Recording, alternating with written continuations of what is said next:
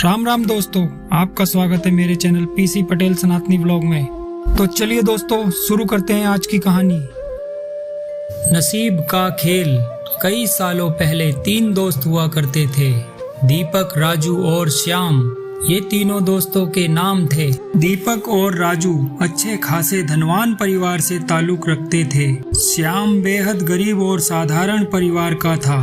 पैसे के मामले में इतनी असमानताएं होने के बावजूद तीनों की दोस्ती ऐसी थी कि वह एक दूसरे के लिए कुछ भी करने के लिए तैयार हो जाते थे। दोनों धनवान दोस्तों ने अपने गरीब दोस्त की परिस्थितियां बदलने के लिए उसकी कई बार मदद की थी, लेकिन उसकी परिस्थितियों में कोई बदलाव नहीं होता था।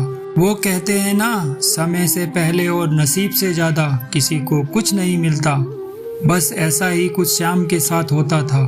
तीनों ही दोस्त समय के साथ जवान हो गए। दोनों धनवान दोस्त अपना अपना व्यापार अच्छे से करने लगे और पहले से भी ज्यादा धनवान बनते चले गए। श्याम की हालत बद से बदतर होती गई।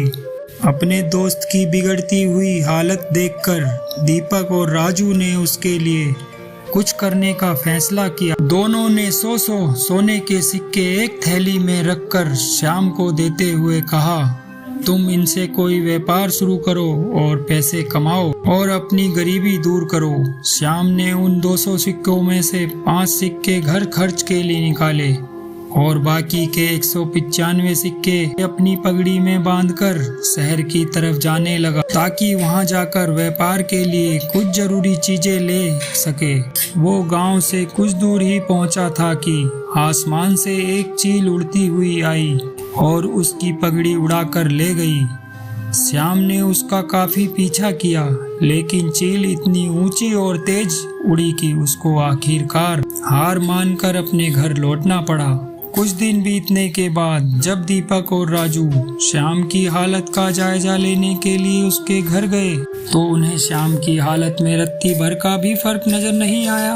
पूछने पर श्याम ने सारी हकीकत दोनों दोस्तों को बता दी। राजू को उसकी बात पर भरोसा नहीं हुआ, लेकिन दीपक ने उसका विश्वास कर लिया। दीपक ने फिर से उसे 200 सोने के सिक्के दिए और बोला, फिर से कोशिश करो। दीपक और राजू के जाने के बाद श्याम ने सोचा कि अभी काफी रात हो गई है, इसलिए सिक्कों को कहीं छुपा देता हूँ ताकि कोई चोर उन्हें चुरा ना सके। कल शहर जाकर कोई धंधा शुरू करूँगा। उसने उन सिक्कों को अपने घर में रखी भूसे की एक टोकरी में छुपा दिया। श्याम जब सुबह नींद से जागा तो सीधा उस भूसे की टोकरी की तरफ गया जहां उसने सिक्के छुपाए थे, लेकिन उसे वह टोकरी कहीं नहीं दिखी। उसने घर में काफी ढूंढा, लेकिन उसे वह भूसे की टोकरी कहीं नहीं दिखाई दी। उसने थक हार के अपनी माँ से पूछा तो माँ ने बताया उसे सब्जी खरीदनी थी और घर में पैसे नहीं थे, इसलिए उसने भूसे की टोकरी के बदले सब्जी खरीद ली। श्याम आखिर करता भी क्या, वह अपनी किस्मत को कोसता रह गया। फिर से कुछ दिनों बाद दीपक और राजू श्याम को मिलने आए, तब भी उन्हें उसकी परिस्थिति बदली हुई नजर नहीं आई, बल्कि इस बार तो उसकी हालत और ज्यादा खराब हो गई थी। उसके कपड़े फट चुके थे और घर में कपड़े सीने के लिए सुई तक नहीं थी। दीपक और राजू के पूछने से पहले ही श्याम ने अपने साथ घटित हुई घटना के बारे में सब कुछ सच सच दोनों को बता दिया। वह बोला कि तुम लोग मेरी मदद करना छोड़ दो, अब तो मुझे भी लगता है कि मेरी किस्मत में धनवान बनना लिखा ही नहीं है। मेरी वजह से तुम्हारा भी काफी नुकसान होता रहता है। राजू को अपने दोस्त की ऐसी हालत देखकर उस पर दया आ गई, लेकिन वो जानता था कि वह चाहे कितनी भी उसकी मदद करने की कोशिश करे, उसका परिणाम बिल्कुल निष्फल रहता है। इसलिए वो तुरंत बाजार जाकर एक सुई खरीद कर लाया और उसने श्याम को वो सुई दे दी। राजू और दीपक के जाने के बाद श्याम ने अपनी माँ से कहकर अपने फटे कपड़े सिलवा लिए। उसी रोज उनके पड़ोस में रह रहे मछुआरे की बीवी उनके घर आई और सुई मांगने लगी।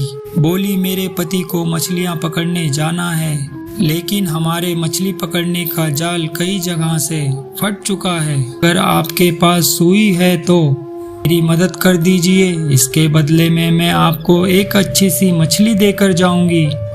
श्याम की माँ ने उस महिला को सुई दे दी। अगले दिन वो महिला एक बड़ी सी मछली के साथ उनके घर आई और उन्हें धन्यवाद देते हुए सुई और मछली उनको देकर चली गई। श्याम की माँ ने जब मछली को पकाने के लिए काटना शुरू किया तो उसके पेट से चमकीला पत्थर निकला। श्याम को पत्थर कीमती जान पड़ा, इसीलिए वह जोरी के पास जाकर उसकी जांच करवाई तो वो बेहद कीमती हीरा था। उसको बेचकर श्याम को 20,000 सोने की मोहरें मिल गई।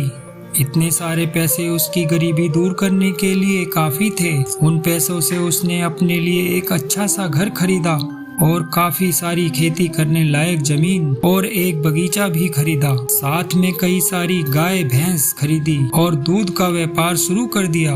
हमेशा की तरह कुछ दिनों बाद जब उसके दोनों दोस्त राजू और दीपक उसे मिलने आए तो उसकी बदली हुई परिस्थितियां देखकर दोनों दंग रह गए। इस बार दीपक को श्याम की बातों पर भरोसा नहीं हो रहा था। उसे लग रहा था कि जरूर उसी के दिए पैसों से श्याम ने तरक्की की है, लेकिन वो बताना नहीं चाहता। लेकिन राजू को उस पर विश्वास हो गया था कि जरूर उसी सुई की वजह से उसकी किस्मत बदली है। श्याम अपने दोनों दोस्तों को अपने खेत में घुमाने ले गया और बाद में अपने बगीचे में भी ले गया।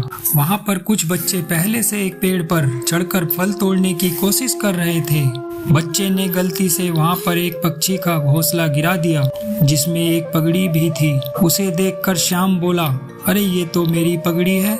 पगड़ी को जैसे ही खोला तो उसके अंदर 195 सोने के सिक्के वाली वही पोटली थी जिसे कभी एक चील श्याम के सिर से ले उड़ी थी। उसे लेकर जब तीनों दोस्त घर लौटे तब श्याम की माँ गाय भैंस को भूसा खिला रही थी और उसी दौरान भूसे की एक ढेरी से वह 200 सोने के सिक्के भी निकले जो श्याम ने कभी अपने पुराने घर में भूसे की टोकरी में छिपाए थे।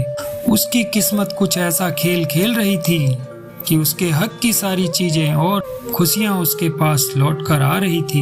नसीब चमकने की वजह से श्याम तो खुश था, लेकिन उससे भी ज्यादा खुश थे उसके दोनों अच्छे और सच्चे मित्र। दोस्तों, नसीब का खेल ये हिंदी कहानी आपको कैसी लगी?